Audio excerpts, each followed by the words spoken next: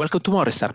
I am Francesco Lavecchia, and today with me is Mark Prescott, Senior Portfolio Manager at Morningstar Investment Management Europe. So Mark, today, with your help, we are going to address the risk of investing in autocratic countries. To start, could you explain what implications the war in Ukraine has had for European investors exposed to Russian assets through ETFs or open-end funds? Yeah, hi Francesca, thanks for having me. Yeah, absolutely. So if you look at going back about 12 months, Russian equity and bond prices, they went through a kind of journey. So back at the start of 2022, as the risks of invasion grew, investors began selling down Russian assets and prices started falling. So if we look at the weight of Russian equities within the emerging market index at the end of 2021, it was around 3.6. At the time of the invasion, this had fallen by around a third to 2.8%. So a material repricing ahead of the event. Then the conflict began. Sanctions were quickly imposed on Russian businesses. And as the conflict escalated, Russian securities largely became uninvestable and untradeable.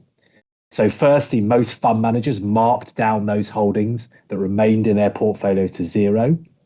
Index providers took the decisions to remove Russian securities from their indices during the month of March 2022, and the ETFs by and large followed suit over the following weeks, and ultimately any owners of an emerging market bond or equity fund lost money out there. So and then there was a sort of residual impact. So hundreds of businesses domiciled outside of Russia or with trade links or corporate ownership inside Russia also lost out.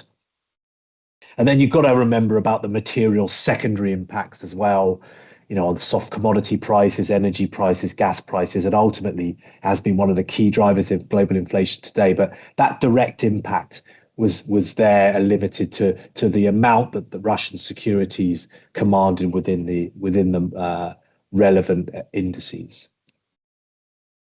So now let's imagine that what we saw in Russia last year might happen again in other autocratic country as China.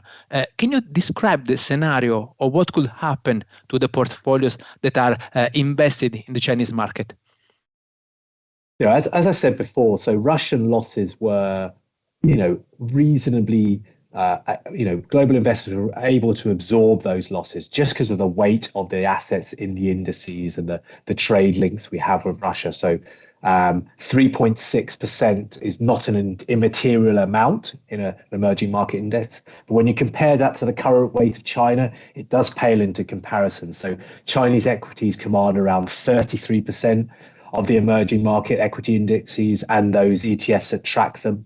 There's also Chinese sovereign bonds. They sit now at around sort of 10-11% of the global aggregate Bloomberg Global Aggregate Bond Index, a well-known global bond index, and ETFs will track that. So here I think we're talking about a worst case scenario would be an invasion of Taiwan by China.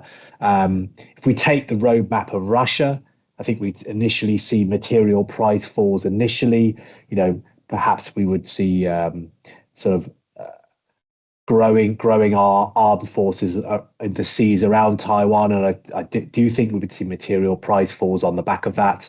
Sanctions would mean Chinese equities become untradeable, and we would go down that same journey of Chinese bonds and equities ultimately being removed from EM and Asian indices. And as I said, their weights are material. I would also warn that the fallout would be also material on the global economy. China is the workshop of the world. It's a key manufacturing hub for the developed world.